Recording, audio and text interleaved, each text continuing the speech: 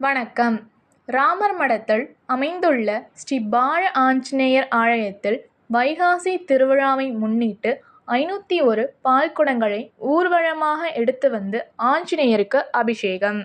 நாகப்பட்டினம் மாவட்டம் வேளாங்கண்ணியை அடுத்த ராமர்மடம் கிராமத்தில் அமைந்துள்ள பழமை வாய்ந்த ஸ்ரீ பால ஆஞ்சநேயர் ஆலயம் அமைந்துள்ளது. இவ் ஆலயத்தில் வைகாசி பெருவிழாவை முன்னிட்டு பால்குட ஊர்வலம் நடைபெற்றது.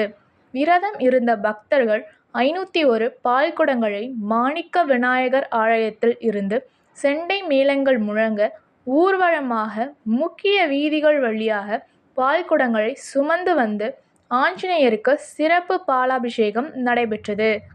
அதனைத் தொடர்ந்து மலர்களால் சிறப்பு அலங்காரம் செய்யப்பட்டு மகா தீபாராதனை காண்பிக்கப்பட்டது. அதனைத் தொடர்ந்து ஆன்மீக இசை நிகழ்ச்சி நடைபெற்றது. இதில் சுற்று வட்டார பகுதிகளைச் சேர்ந்த திரளான பக்தர்கள் கலந்து கொண்டு சுவாமி தரிசனம் செய்தனர். நன்றி.